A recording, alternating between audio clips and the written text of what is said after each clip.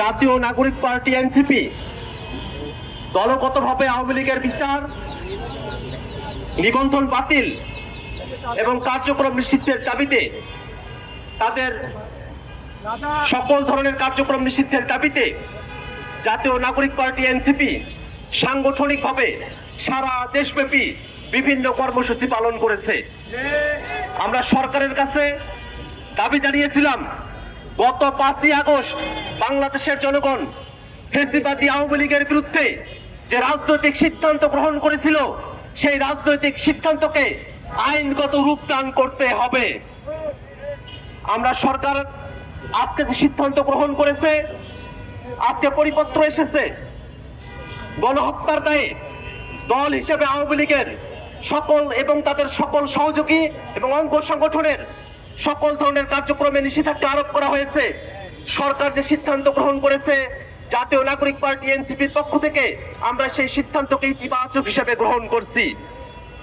কিন্তু দুর্ভাগ্যের বিষয়, অভ্যুত্থানের পরেও এই ফ্যাসিবাদী আওয়ামী লীগ, গণহত্যাকারী আওয়ামী লীগ এবং তাদের অঙ্গ সংগঠনের নেতাকর্মীরা বিভিন্ন সময়ে এই বাংলাদেশের রাজপথে তারা ঝটিকা মিছিল করবার মতো দুঃসাহস দেখিয়েছে।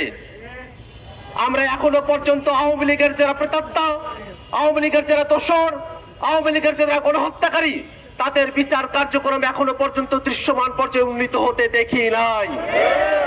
এখনো পর্যন্ত আওয়ামী লীগের দোসরেরা বাংলাদেশ থেকে পালিয়ে যাওয়ার সাহস পায়, এই বিষয়কে আমরা নিন্দার সঙ্গে স্মরণ করছি। বন্ধুগণ আমার, আমরা সরকারের কাছে দাবি জানাই, সরকার যে পরিপত্র ঘোষণা করেছে, সেই পরিপত্র অনুযায়ী আওয়ামী লীগের অঙ্গ সংগঠন, সহযোগী সংগঠন, ছাত্রলীগ, যুবলীগ, স্বেচ্ছাসেবক লীগ সহ অন্যান্য যতগুলো সংগঠন আওয়ামী লীগের পারপাসকে সার্ভ করেছে, প্রত্যেকটা সংগঠন এবং তাদের দোসররা তাদেরকে যেখানেই পাবে আইন শৃঙ্খলা রক্ষাকারী বাহিনী তাদেরকে গ্রেফতার করবে।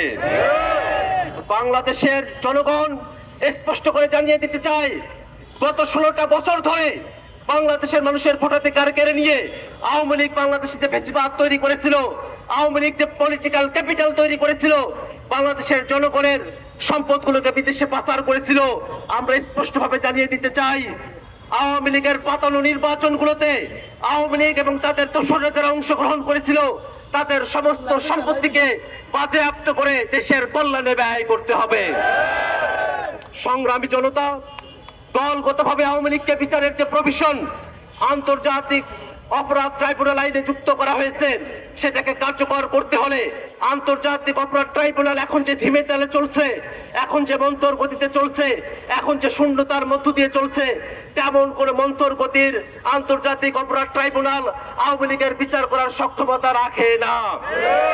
আমরা সরকারের কাছে আহ্বান রাখতে চাই, আন্তর্জাতিক অপরাধ ট্রাইব্যুনালকে পর্যবেক্ষণ করতে যে ধরনের ব্যবস্থাগুলো গ্রহণ করা প্রয়োজন, অবিলম্বে আন্তর্জাতিক অপরাধ ট্রাইব্যুনালকে পর্যবেক্ষণ করতে সে ধরনের ব্যবস্থাগুলো অন্তর্বর্তীকালীন সরকার গ্রহণ করবে।